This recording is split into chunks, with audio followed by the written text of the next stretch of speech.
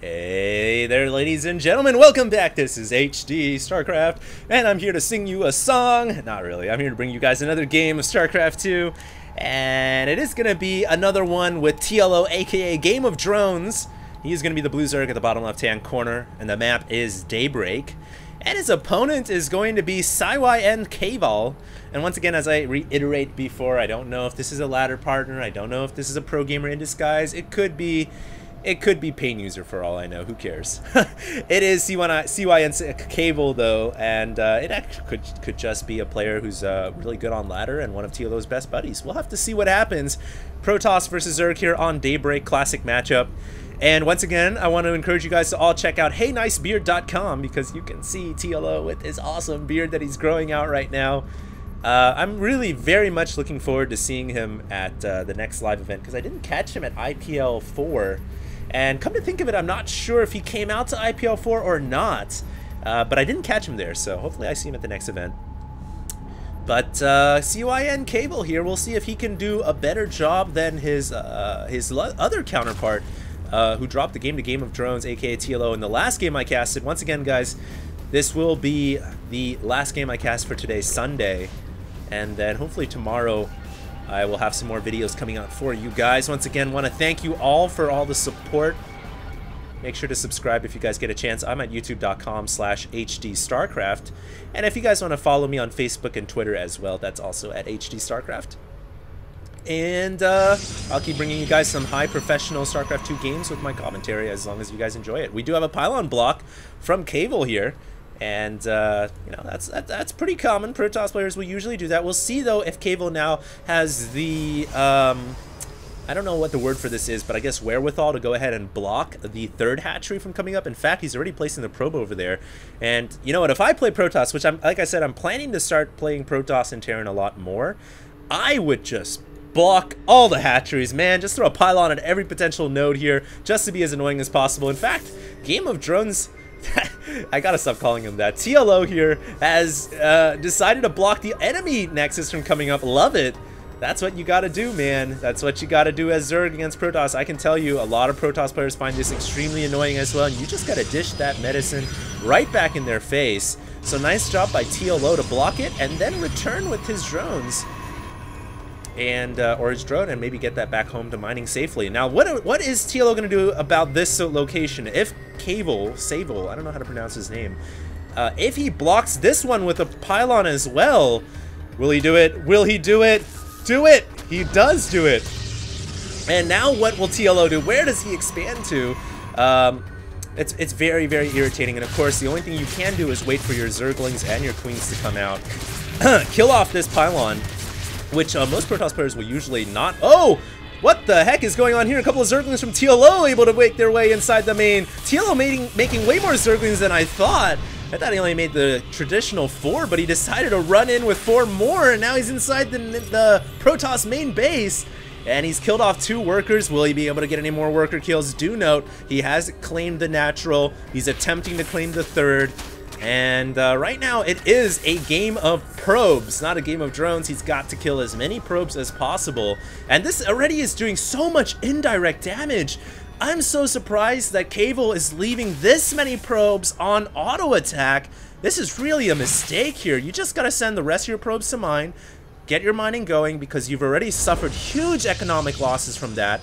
And when the Zerglings come in, then what you want to do is pull your probes, or maybe just micro your probes away from the harass and wait for a zealot to come out. I'm so shocked that he allowed himself to get that much damage done onto him indirectly. And now, will he be able to... Will that probe have a way to get back inside the base? I don't think so. I think that's sealed off. No, it's not. So the probe is going to be able to get back home in. There is an opening, though, for Zerglings to potentially flood on through, and TLO is aware of that now. We'll see if he makes use of that knowledge and makes a bunch of Zerglings. We do have a gas coming up at the 6-minute mark, but no second or third gas coming. There is actually a second gas coming. We'll have to see if TLO decides to go for that big 11-12-minute Roach bust that Safano heavily favors, or not. Based off the opening build, it is possible from TLO to do so, and we do have the Roach Warren and the Evolution Chamber coming right now.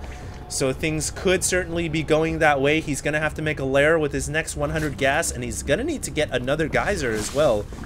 So we'll keep our eyes on that to see if TLO does the new metagame here against ZVP. And look at this, it looks like K-Ball is grabbing the 3rd and 4th gas as well, and he's going to have 4 gases total. Plenty of Vespine for the Protoss, and we'll see which way he opts to go with that high ability to tech up. Could be a bunch of sentries, could be a Stargate, could also be 5-gate Robo. And let's see here, Game of Drones, aka TLO, has not grabbed the lair yet, but he's actually invested into an early speed. I'm pretty sure you usually want to get the lair first before speed, so now I don't think that TLO is going to go for that mass roach play that I originally thought he was. And he does have an Overlord coming in here as well, going to try to scope out the scene in the main. But nothing to see over here, just the 2 gases, no crucial tech buildings being revealed. The Stargate is just down south of that Overlord. The Overlord does see it. Meanwhile, a Zealot and Stalker have found their way over to the Zerg 3rd, and damage will begin to build up here unless TLO can respond accurately. He's actually doing a great job microing this Queen away. Will he be able to save it? Oh, he saves the Queen. Save the Queen and the King, and well done by Game of Drones, aka TLO. And he's going to be able to clean up the Zealot and the Stalker very nicely as well. Good job by TLO there to hold off that harass. It's always annoying to lose that early Queen because you lose the inject, you lose the creep tumors, and a lot of indirect damage done as well. And now let's see if TLO he's got the lair on the way. I guess he's capable of building roaches, but I don't think he's going to hit that 11-12 minute timing where he maxes out on roaches anymore. His build is just a little too convoluted for that, and you don't want to make this many Zerglings on the way to that either. These Zerglings are supposed to be drones, Stefano style, if you're going Stefano style. So I don't think we're going to see the max roach busts anymore. It's highly unlikely. We do have more gateways being added on here. A quick +1 armor being researched as well from the Protoss. And a robotics facility to follow up, so it certainly, right now, is 4-gate Robo plus Stargate. That's very interesting. A lot of trees are being researched, a lot of tech trees are being researched right now from Cable. And he has real Phoenix on the field. These are not hallucinations. They are going to be able to pop off that Overlord, and we'll see what kind of damage they can do, but of course, revealing themselves on the Overlord means that back at home, TLO probably has a bunch of spore crawlers, and he has one in the he has one actually at every base. So very good job by TLO. And it looks like now TLO may be thinking about doing a Zergling attack, but look at the sentry control right there from Cavo, really paying attention to his side. By the way, I don't know if I'm butchering this guy's name. It could be Saval or Sin Saval for all I know. So I do apologize. But I call him Cavo, and that's a name that's going to stick with him from now on, at least when I gas him, and another Overlord is going to drop. And you know what? A pretty lull game so far. Nothing too serious occurring at this moment. You know, the only interesting thing that I really find from Cable's build is the fact that he's going so many different paths. He opened up with Stargate. Mind you, he's also going to call up this Roach probably. He opened up with Stargate and then went into Gateway Mass Robo, and now he's going into Colossus. So the Colossus here are going to be pretty damn late, but if you can justify that with the Phoenix he's got on the field, it might not, you know, it might not be that bad of a build. He should try to do some more damage though. There's so much energy being accumulated on these Phoenix right now, and I do see openings for them to pop off a couple drones. There's an opening up here to the north. There is a possibility for them to come behind the Nat, but now that the Infestors have come out, I don't think Cable's going to be able to do much anymore with those Phoenix. And perhaps that's why he wasn't going in, because he knew the infestation pit was up, and you know, he didn't want to take a risk. So you can't blame him there. And it looks like now Cable's going to go ahead and grab the 3rd. He's got the 3rd Nexus coming up with a couple of gateways, photon cannons behind the gates as well. Always a good layout. This is a traditional StarCraft Brood War layout. Pylon, photon cannon, gateway.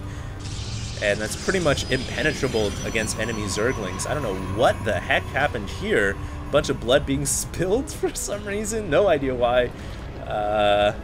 And it looks like we are going to have a Queen falling here. So the first real main casualty from the Phoenix. And now the Phoenix picking off a couple of drones. Exactly what they need to do. Workers killed at 6-4. So TLO still holds the edge. Meanwhile, TLO on the ground, massing up a pretty sizable Roach Zergling army. But we can see he's not maxed out. He did not go for that 12-minute max build. In fact, he's still at 150 supply at 14 minutes into this game. So, very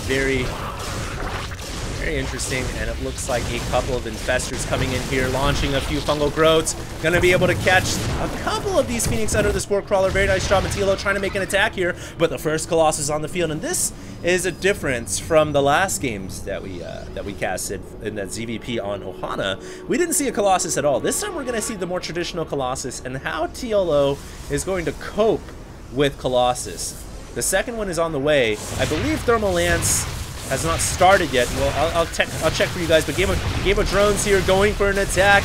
I really gotta stop calling him that. TLO going for an attack at the side door, but the Photon Gateway wall is too strong with the reinforcements arriving. 3 Phoenixes also chilling out here. Let's check that Thermal Lance upgrade. It was finished already.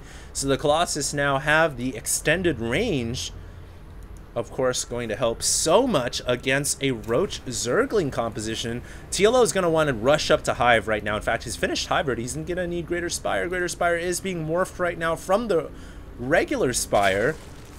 And so we are going to go into that Broodlord Infestor style from TLO versus Mass Colossi. And it wouldn't actually surprise me to see... Ah, there it is, Fleet Beacon. I was going to say, it wouldn't surprise me to see a Mothership coming as well. And the Mothership should be coming pretty soon here. We also have the speed upgrade here, the gravitic drive coming from the robotics facility. Cable coming down to the bottom right here with his forces, going to try to ward away a couple of Zerglings at the potential 4th expansion.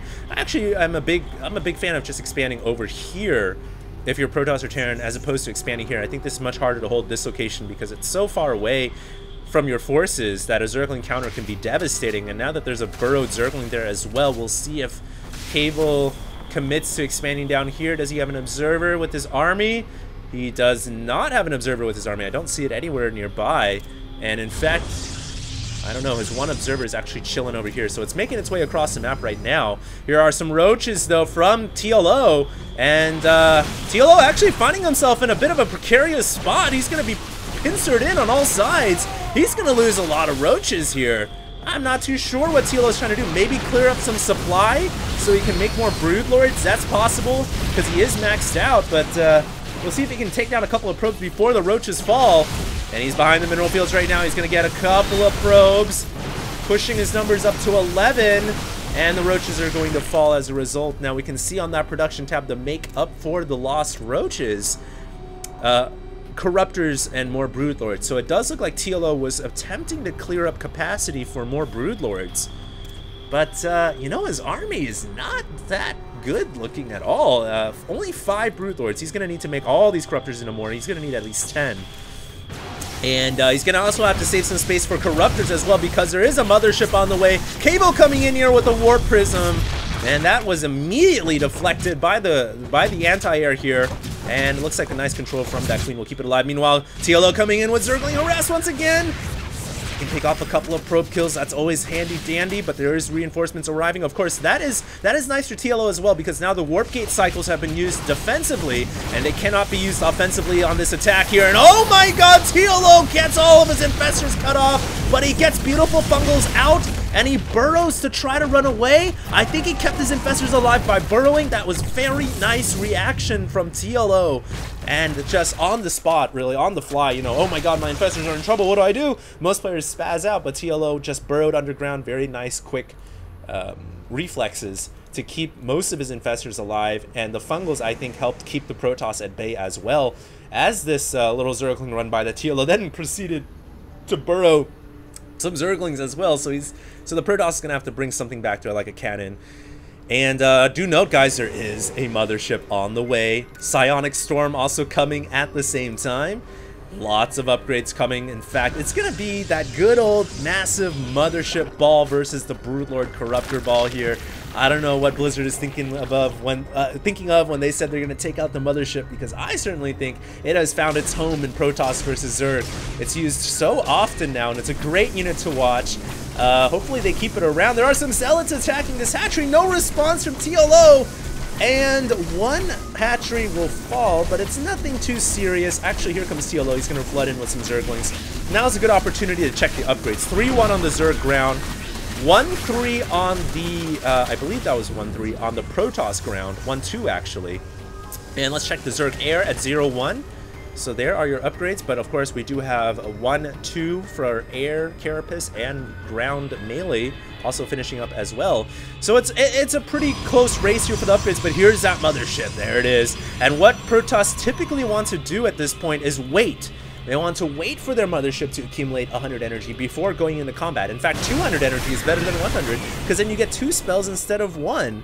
And if you can launch double vortex, that's obviously double the trouble. Across the sky, across the rainbows, and it's always nice to have. So we'll see if Cable here plays the conservative game. We do have almost 100 energy accumulated here. It's currently at 90. TLO also playing a very conservative game, trying to rush all his upgrades out, and he certainly has a lot more upgrades researching than his Protoss counterparts. So if he can finish all those upgrades up, I think he'll be at a nice advantage. Of course, he's going to want to think very carefully about where he engages. Daybreak is one of those maps where Mothership Vortex Balls are so deadly because all the units love to clump up when they fight on this map. So it's a very smart idea here for TLO to think about his position and where he's going to want to engage. And it looks like Cable now going to make his move. He has enough energy for 1 Vortex.